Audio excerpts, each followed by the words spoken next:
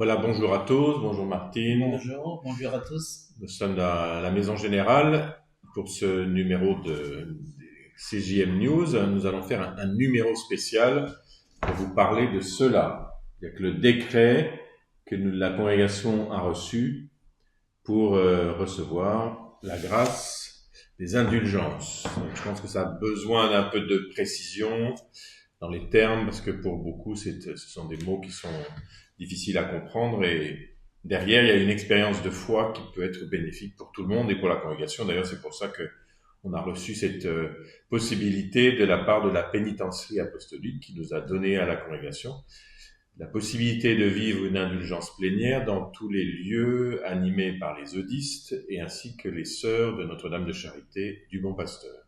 Donc c'est une grande grâce. Encore faut-il ouvrir le paquet cadeau pour savoir ce qu'elle contient. Voilà. Donc on va essayer de vous en parler. C'est pas toujours facile de trouver les mots. Derrière, je pense qu'il y a l'idée que nos péchés affectent la communion. Donc la communion avec les autres, la communion avec soi-même, parce que ça crée un désordre intérieur, la communion avec la création et avec, bien sûr, avec Dieu. Voilà, cela nous met dans cette brisure de la communion, dans un état de dette, hein, parce que c'est un mot qu'on va entendre après. Donc comme on devrait ou on doit réparer ce qui a été abîmé.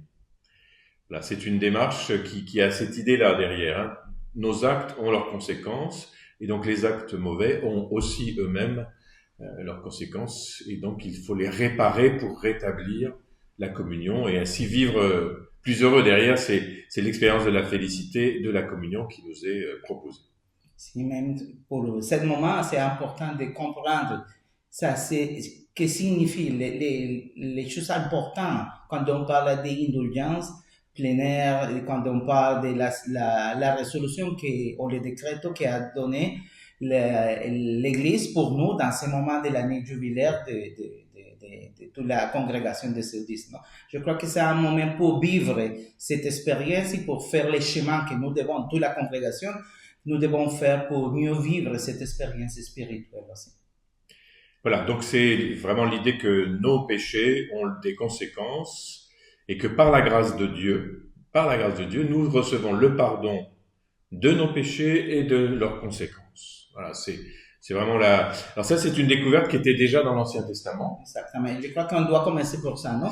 Qu'est-ce que l'Ancien Testament peut nous dire de cette expérience d'indulgence, de jubilé surtout? Alors justement, c'est lorsque dans le livre de Lévitique est institué le jubilé, tous les 49 ans, enfin pour la 50e année, qui est une annulation des dettes et en même temps avec la démarche de l'expiation.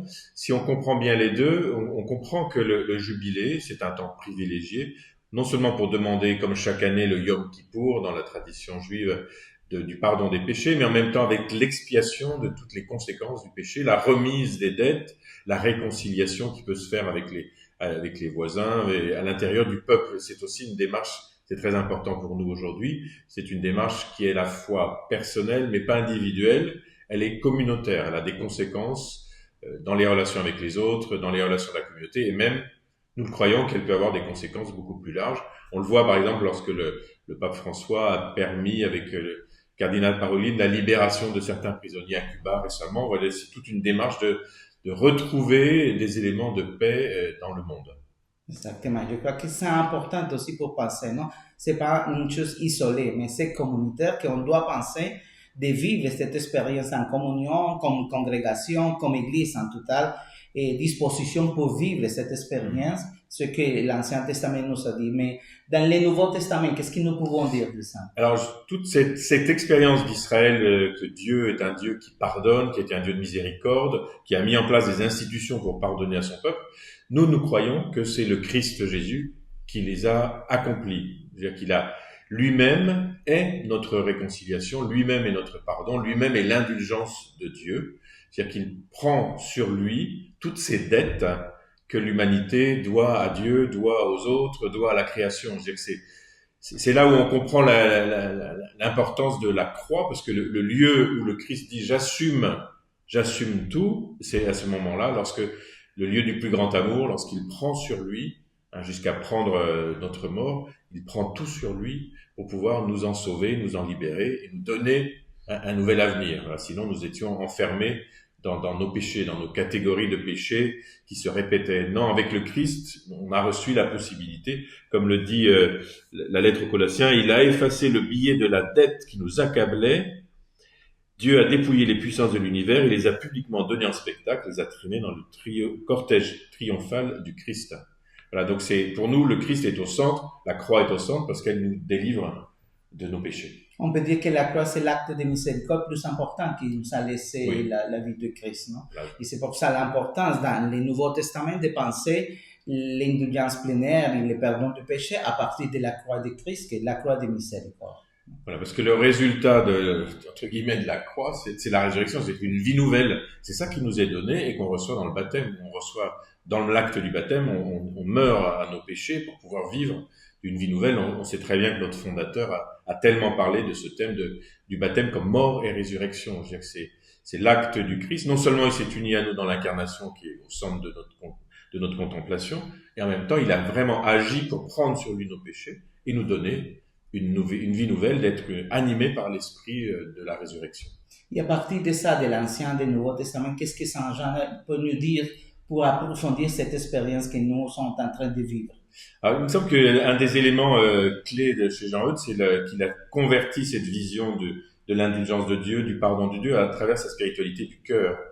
Hein, parce que il contemple le cœur du Christ, y compris le cœur qui éclate, comme il dit sur la croix, parce qu'il dit le cœur du Christ n'a pas été transpercé par la lance, mais il a éclaté d'amour pour l'humanité. Donc sa contemplation, c'est le surcroît de la bienveillance du Christ qui se réalise sur la croix pour nous. Donc à travers son cœur, qui nous dit profondément, non seulement le sang qui nous lave, mais aussi le sang qui nous régénère. Si, je crois qu'aussi, il peut nous dire que c'est le cœur du Christ qui peut nous s'ouvrir à vivre cette expérience de miséricorde dans l'Église, non?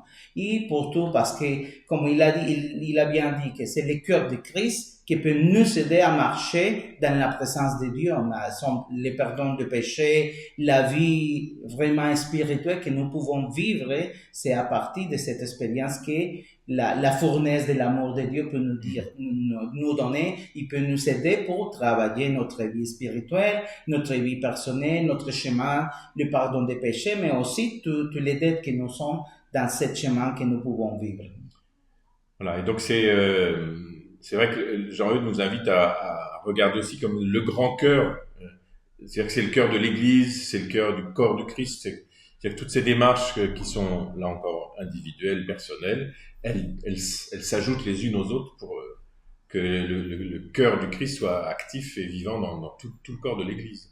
Si, même si le pardon des péchés, c'est pas seulement pour le faire et pour le pardon, c'est pour commencer une vie de sainteté, parce que c'est un chemin dans l'Église. Notre vie chrétienne, c'est pas un acte isolé, c'est surtout un chemin que nous devons vivre. C'est les choses que Saint Jean nous a dit, non? Nous devons commencer à partir de cette expérience de pardon dans la croix de Christ pour le cœur de Jésus, que nous devons commencer à vivre cette expérience dans l'Église. Parce que surtout, c'est une chose communautaire que nous devons vivre.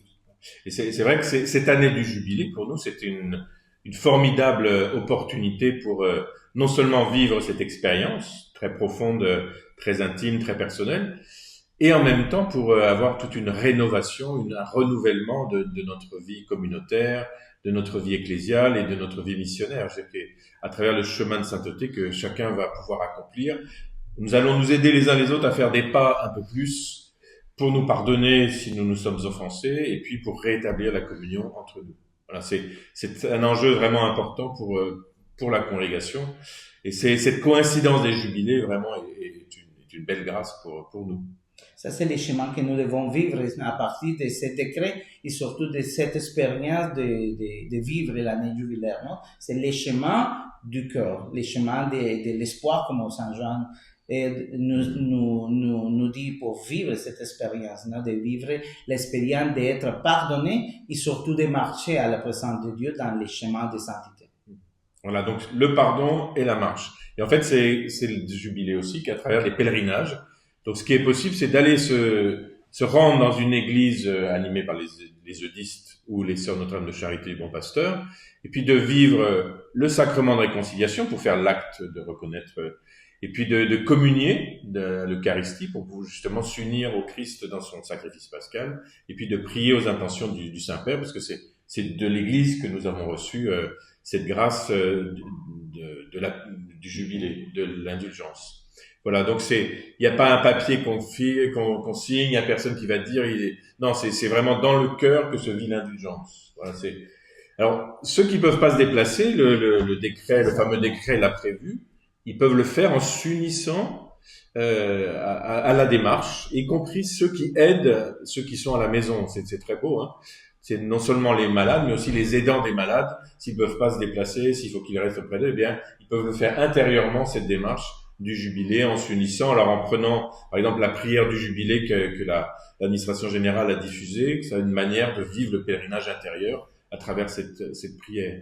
Et puis, on peut le vivre aussi, non seulement pour soi-même, mais on peut le vivre aussi pour porter dans notre prière un défunt, pour que cette démarche d'indulgence puisse aussi lui être offerte, lui être donnée, pour qu'il puisse avancer dans la lumière du Christ, dans cet amour du Christ. Donc voilà, c'est très concrètement comment on peut vivre le jubilé. Je sais qu'il y a déjà des paroisses ou des pays qui ont mobilisé les évêques. Aux Philippines, bientôt, il va y avoir l'évêque lui-même qui va initier le jubilé eudiste. Il y a d'autres lieux comme ça où l'Église elle-même est impliquée à travers les évêques et les autres prêtres pour que le lieu eudiste soit un lieu de pèlerinage jubilaire. Ça, c'est un appel pour toute la grande famille eudiste de vivre cette expérience à l'intérieur, mais aussi à l'extérieur avec toute l'Église. Donc voilà la grâce qui nous est donnée, la grâce de pouvoir non seulement recevoir le pardon de nos péchés, ce que nous vivons dans le sacrement de réconciliation, mais aussi reprendre tout un chemin de réconciliation, parce que Dieu souhaite nous faire indulgence, c'est-à-dire que montrer sa bonté infinie, et c'est le moment favorable. C'est le temps favorable pour le vivre. Voilà, donc j'espère que ça a été clair. En tout cas, on espère avoir vos réactions, si c'est pas clair, pour nous aider à être encore un peu plus clair. Et puis, on va en reparler, puisque on n'est qu'au début de l'année jubilaire. Mais on va continuer à diffuser cette chose de l'indulgence plénière, et de le décret, et de toutes les choses qui vont nous aider à approfondir de cette expérience. Voilà, l'unité de spiritualité, qui est à Bogota, a préparé des textes dans 5 langues, et ça va être diffusé dans les jours qui viennent pour que chacun puisse approfondir ce sujet et surtout vivre l'expérience de l'indulgence. Voilà. Au mois prochain. À la prochaine. Ciao.